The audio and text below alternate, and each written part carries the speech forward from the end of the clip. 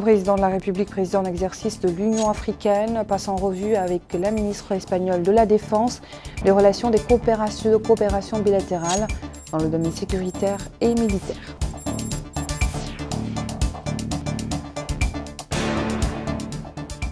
Le prix du gaz butane revu à la baisse après l'accord conclu entre le ministère de l'Énergie et du pétrole avec les sociétés gazières et le bureau des distributeurs de gaz domestique en Mauritanie.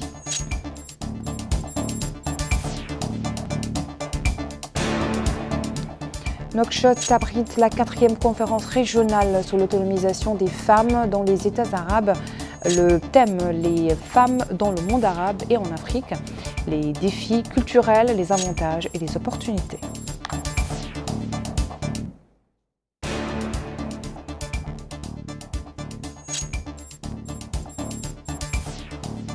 Bonsoir, heureuse de vous présenter ce journal et comme annoncé dans les titres, les relations de coopération bilatérale entre notre pays et le Royaume d'Espagne et les moyens de les renforcer et de les développer, en particulier dans le domaine sécuritaire et militaire, étaient au menu de l'entretien que le président de la République, président en exercice de l'Union africaine, Mohamed Cheikh El Ghazouani, a eu ce lundi avec la ministre espagnole de la Défense, Margarita Robles Fernandez, au cours de l'audience qu'il lui a accordée. La ministre espagnole est accompagnée d'une importante délégation de son département, comprenant le secrétaire général de la politique de défense, la directrice de cabinet de la ministre de la Défense et du directeur du bureau technique de la ministre. La ministre espagnole de la Défense a par ailleurs eu des entretiens avec son homologue Hanan Sidi, ministre de la Défense, des Affaires des retraités et des enfants de martyrs, au siège du département de la Défense. Elle a été accueillie au rythme de la musique militaire par un contingent du bataillon de commandement de service avant de saluer les membres de la délégation mauritanienne. Un reportage signé Bokar Bailaba. Première étape, le siège du ministère de la Défense, des Affaires des retraités et des enfants de martyrs. Sur place, la ministre espagnole de la Défense, Mme Margarita Robles, a été accueillie par le ministre de la Défense, des Affaires des retraités et des enfants de martyrs, Hanan Sidi.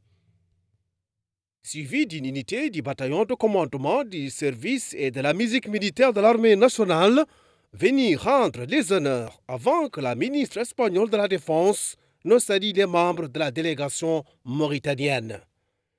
Le ministre de la Défense et son hôte espagnol ont par la suite tenu une séance de discussion en présence des délégations des deux pays, au cours de laquelle ils ont passé en revue les relations mauritano-espagnoles, les domaines de coopération entre les deux ministères et les moyens de renforcer et développer cette coopération au service des intérêts communs des deux pays amis.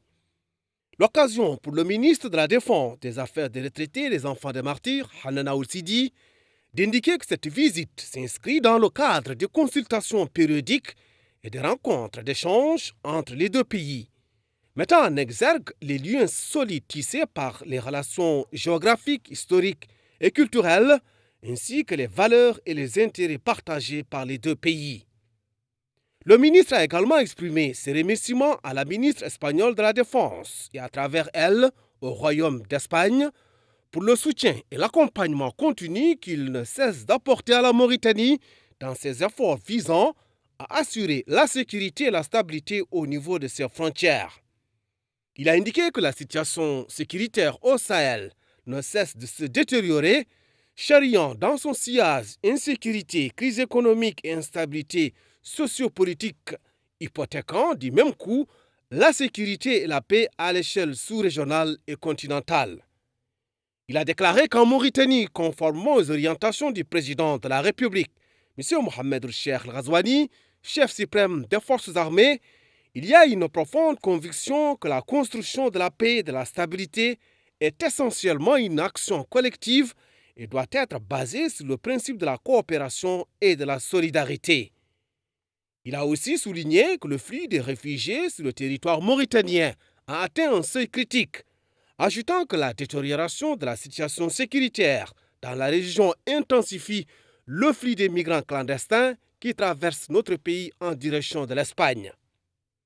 De son côté, la ministre espagnole de la Défense, Mme Margarita Robles, a exprimé ses remerciements au ministre de la Défense, des Affaires des retraités et des enfants de martyrs et à travers lui à la Mauritanie pour l'hospitalité et l'accueil chaleureux dont elle et sa délégation ont fait l'objet, soulignant que les relations hispano-mauritaniennes sont profondément enracinées dans l'histoire et couvrent tous les domaines liés aux intérêts communs des deux pays amis. Elle a en outre mis en exergue le soutien de son pays à la Mauritanie dans ses efforts de contrôle et de sécurisation de ses frontières. Seconde étape, le collège de défense du G5 Sahel. Sur place, le secrétaire général du ministère de la Défense, des Affaires des retraités et des enfants de martyrs, Seydou Sambadia, et la ministre espagnole de la Défense, Mme Margarita Robles, ont été accueillis par le général Abad Babti Ahmed El-Haj, commandant du collège de défense du G5 Sahel, entouré de ses collaborateurs. Après avoir passé en revue une unité de l'armée nationale venue rendre les honneurs, les deux parties ont tenu une séance de travail axée sur le renforcement de la coopération. Après la présentation, la ministre espagnole de la Défense a été édifiée sur le fonctionnement des différentes structures de l'établissement, où elle a reçu des explications détaillées sur les composantes les plus importantes du collège et de ses centres et départements scientifiques et techniques militaires. Au terme de la visite, la ministre espagnole de la Défense, Mme Margarita Robles, a consigné dans le registre d'or du ministère de la Défense, des Affaires des retraités et des enfants de martyrs son appréciation favorable du rôle et des capacités de ce département. L'actualité est marquée également par cette nouvelle annoncée hier soir par le ministre de l'Énergie et du Pétrole, Mohamed Khaled, au foyer mauritanien, relative à la baisse du prix du gaz butane. L'annonce intervient suite à un accord tripartite conclu entre le département de l'énergie et du pétrole avec les sociétés gazières et le bureau des distributeurs de gaz domestique en Mauritanie. Comment se décline cet accord? Élément de réponse avec Maïmouna Lo. Un accord sur la fixation des prix des bouteilles de gaz butane domestique avec les sociétés gazières et le bureau des distributeurs de gaz domestique en Mauritanie. Tel est l'objectif de cette rencontre qui s'est tenue au sein des locaux du ministère du Pétrole et de l'Énergie. Prenant la parole à cette occasion, le ministre de tutelle, Mohamed Ould Khaled, a souligné que le gaz domestique est normalement disponible sur le marché, sans aucune perturbation dans l'approvisionnement et la distribution de ce produit vital.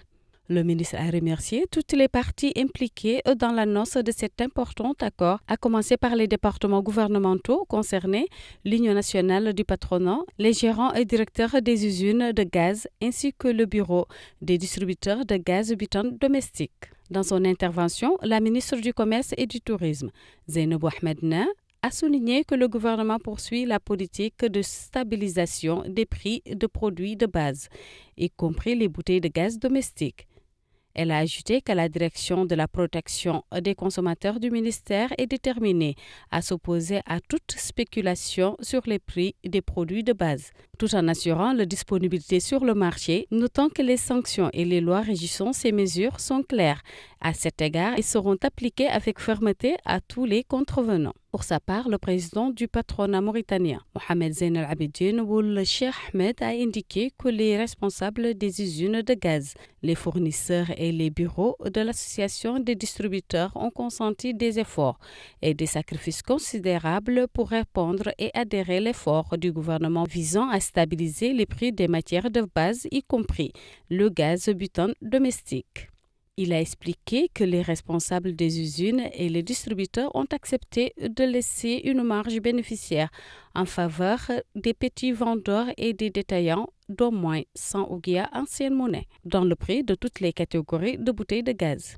Zeyn Hamida, président de l'Association des sociétés gazières, a confirmé que les sociétés nationales ont accepté à la demande des plus hautes autorités du pays et du ministère du pétrole et de l'énergie d'approvisionner le marché local en gaz comme d'habitude. Et pour éviter toute perturbation du marché, les sociétés concernées ont consenti à cet accord, réduisant les prix du gaz butane. Quant à Mohamed Woulbaba, secrétaire général du Bureau des distributeurs de gaz, a déclaré que les importateurs de gaz et les distributeurs ont conclu un accord avec le ministère visant à stabiliser les prix du gaz domestique selon les prix suivants. Les bouteilles de gaz de grande taille atteindront le consommateur au prix de 3 000 MRO. Les bouteilles de gaz de taille moyenne seront vendues à 1 440 MRO pour le consommateur, alors que la petite bouteille est livrée au prix de 660 MRO. Non moins important, l'accord conclu il y a quelques jours entre le gouvernement et la Fédération nationale de la pêche, qui a vu la baisse sensible du prix d'une importante variété de poissons très consommés localement. Afin de faciliter l'accès des consommateurs à ces denrées, des points de vente ont été ouverts dans les 9 circonscriptions de la capitale. Moussa Ndiaye nous fait le constat. Les résultats de la convention signée récemment entre le gouvernement mauritanien et la Fédération nationale de pêche pour la commercialisation du poisson sur 48 points de vente, avec des prix abordables pour améliorer les conditions de vie des citoyens.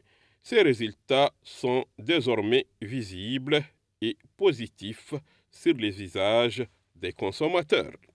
Ces 2 femmes de ménage ont déclaré qu'elles sont satisfaites de cette opération. Tout est disponible, disent-elles. Aussi, les prix sont abordables.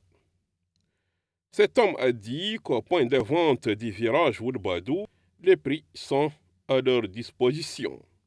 Il a ajouté que ces prix sont inimaginables. Il ne s'attendait pas à cette importante opération. Cette femme déclare que ces points de vente sont à encourager. Elle ne cherche que leur renforcement. Ce jeune homme a souligné que Yaïwoy existe, tout est là. Mais ils ont besoin aussi de renforcer la quantité avec d'autres poissons. Pour le moment, disent-ils, les prix sont abordables. Dans le but de renforcer cette opération, en s'orientant vers les franges de la société les plus démunies, la Fédération nationale de pêche confirme que l'approvisionnement en qualité et en quantité va se poursuivre. Pendant ce temps, cette fédération note que les points de vente sont désormais à 70, avec l'ouverture de quelques points de vente, Oxar et à Tawrazena. Le partenariat entre le gouvernement mauritanien et la Fédération nationale de pêche pour la réduction des prix du poisson a donné des résultats satisfaisants, d'où l'importance de poursuivre d'autres opérations pour le bonheur des citoyens. Je vous le disais dans le titre, la 4e conférence régionale sur l'autonomisation des femmes dans les pays arabes a démarré dès lundi, ce lundi plutôt, à l'ancien Palais des Congrès. Cette conférence organisée par le Centre Mouhit de développement et des questions de la femme et de la paix sous l'égide du ministère de la Culture, des Arts, de la Communication et des Relations avec le Parlement et en coopération avec l'Organisation arabe pour l'éducation, la culture et les sciences vise à renforcer la solidarité et la communication entre les femmes d'Afrique et du monde arabe afin de relever les défis qui leur sont communs. Moussa Ndiaye. Placé sous le thème « Les femmes dans le monde arabe et en Afrique, les défis culturels, les avantages et les opportunités ». Les travaux de la 4e conférence régionale sur l'autonomisation des femmes ont démarré ce lundi 28 octobre 2024 à Nouakchott avec la participation de plusieurs organisations nationales en Afrique et dans le monde arabe. M. Hussein Ouelmeddou, ministre de la Culture, des Arts, de la Communication et des Relations avec le Parlement et porte-parole du gouvernement, a, dans son discours d'ouverture des travaux de cette conférence, déclaré que son Excellence, le président de la République, M. Mohamed Ould Cheikh Al Ghazouani, président en exercice de l'Union africaine, a fait les différents dossiers des femmes et jeunes, nouvelle génération, l'une de ses priorités pour que tous ensemble puissent participer à la vie politique et à la gestion des affaires du pays et à la gestion des affaires publiques du pays. De son côté, le directeur général de l'Organisation arabe pour l'éducation, la culture et les sciences, ALESCO, M. Mohamed Oulamar, a précisé dans son discours que l'ALESCO, dans ses programmes et actions avec ses partenaires, ont beaucoup travaillé sur les conditions et les défis auxquels sont confrontées les femmes en Afrique et dans le monde arabe. C'est dans ces cadres, dit-il, que l'ALESCO et ses partenaires poursuivent leur programme d'activité en mettant en priorité des politiques d'autonomisation des femmes face aux défis économiques, sociaux et politiques. Madame Mekfouda Bint Agat, présidente du Centre Mouhita, a mis l'accent sur le soutien qui ne cesse d'apporter Madame la Première Dame, Dr Mariam Fadilda, et son Excellence le Président de la République, M. Mohamed Ould Cheikh Al-Qazouani, aux initiatives, activités professionnelles et programmes des femmes et des jeunes en Mauritanie pour renforcer leur rôle et contribution dans les domaines social, culturel, politique et économique du pays. Madame Jemila Al-Mousli, parlementaire, qui s'exprimait au nom des délégations participantes aux travaux de la 4e conférence régionale de Nouakchott, a remercié les autorités mauritaniennes, notamment la Première Dame, Dr Mariam Fadilda, pour avoir parrainé cette importante rencontre. Cette rencontre, dit-elle, et ses recommandations vont sans nul doute renforcer les différents projets des femmes en Mauritanie à travers une étroite collaboration entre les groupes concernés et coopératives féminines. Il est à noter que cette 4e conférence régionale sur l'autonomisation des femmes est l'une des opportunités de rencontre et d'échange pour la solidarité et la communication entre les femmes d'Afrique et du monde arabe. Sur ces images, on constate que les femmes concernées par cette 4e conférence à Nouakchott ont mis en exergue leur participation à l'élaboration de l'avenir de l'Afrique et du monde arabe sur le plan social et culturel. Autre conférence sera organisée ce lundi par l'Association des journalistes mauritaniens pour Al-Aqsa, sous le titre La version palestinienne et la propagande sioniste. L'assistance a suivi des conférences sur l'impact de la version palestinienne dans la presse, ainsi que la projection d'un court-métrage sur les efforts consentis par les journalistes mauritaniens dans le plaidoyer de la cause palestinienne. S'exprimant à cette occasion, la présidente de l'association, Khoudeja El Moujtaba, a souligné l'importance de cette rencontre qui vient mettre en exergue le rôle central que jouent les médias dans notre pays en faveur de la cause palestinienne. Elle a insisté sur l'appui permanent et inconditionnel au peuple palestinien, affirmant que l'association continuera de défendre le peuple palestinien face aux violations dont il est la victime, lesquelles n'ont pas épargné les enfants et les femmes et moins encore les institutions internationales. Direction à présent la vallée où les autorités régionales continuent d'apporter l'assistance aux personnes touchées par la crue du fleuve. Au niveau du Gorgol, le Wali a présidé ce jour plutôt, une réunion avec le comité départemental chargé des urgences centrées sur l'évaluation des interventions dans les zones inondées. Le comité a également discuté des mesures devant accompagner le retour de certains citoyens dans leur localité dans de bonnes conditions. Aminata Khan.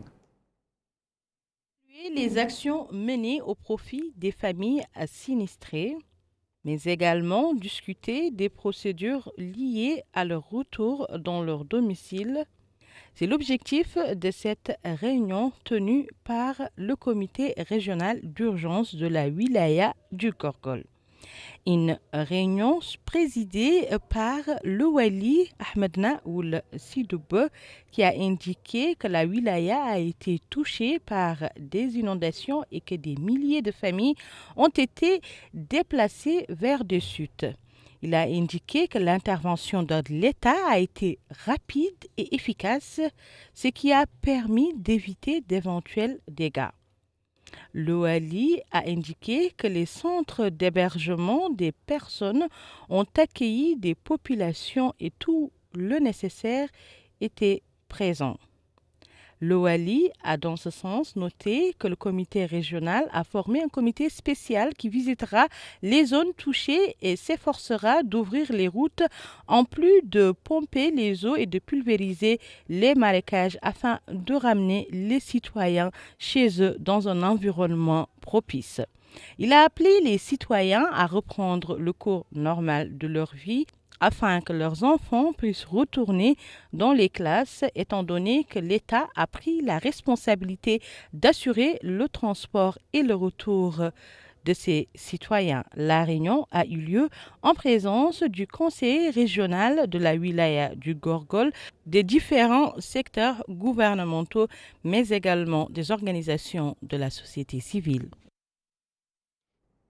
Au Bretna, plusieurs localités relevant des Mourata de Mbagne et de Bababé ont reçu hier la visite du wali Mohamed Salek qui s'est informé sur les conditions des villageois touchés par la crue du fleuve.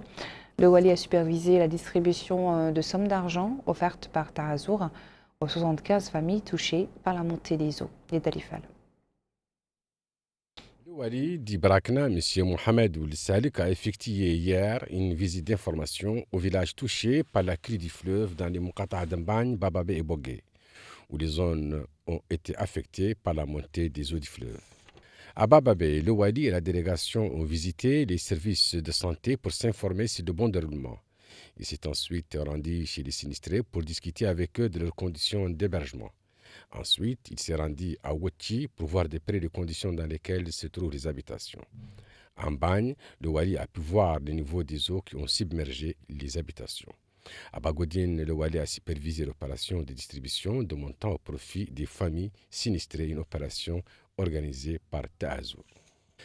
Dans un mot prononcé à cette occasion, le wali a indiqué que l'objectif de sa visite était de s'enquérir des conditions dans lesquelles vivent les citoyens dans les abris alloués par les autorités publiques aux familles affectées par cette crise, soulignant que toutes les familles ont bénéficié d'une aide comprenant de la nourriture, des tentes, l'eau potable, l'argent liquide et des soins de santé, adressant ses sincères remerciements aux citoyens pour leur coopération, leur patience et leur bonne entente avec les autorités administratives. À Bogué, le wali s'est entretenu en compagnie des différents services régionaux avec les citoyens victimes des inondations. Il a pu s'enquérir de la disponibilité des services sociaux.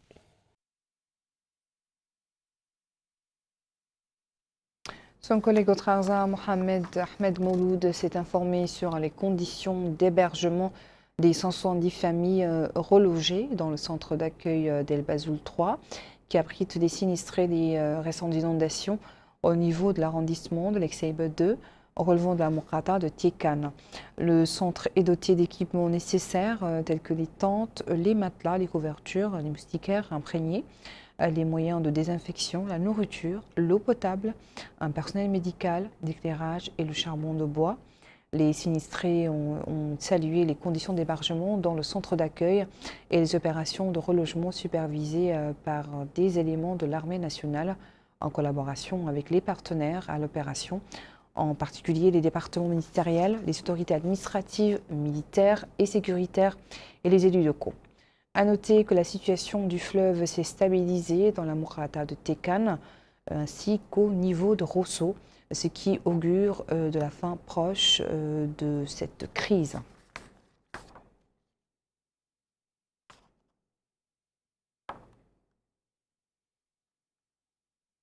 Ainsi prend fin notre journal. Merci à vous de votre attention. Le rappel des principaux titres. Le président de la République, président en exercice de l'Union africaine, passe en revue avec la ministre espagnole de la Défense des relations de coopération bilatérale dans le domaine sécuritaire et militaire.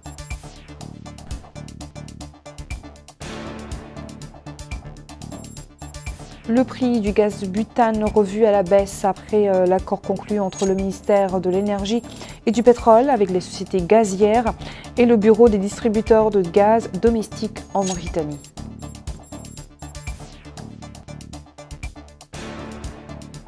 Nouakchott abrite la 4e conférence régionale sur l'autonomisation des femmes dans les États arabes.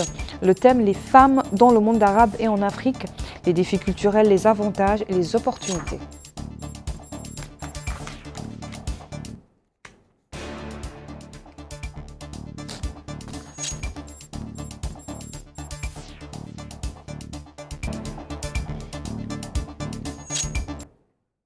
Merci de votre attention. Je vous retrouve dans quelques instants pour votre émission Zoom sur. Bonne soirée.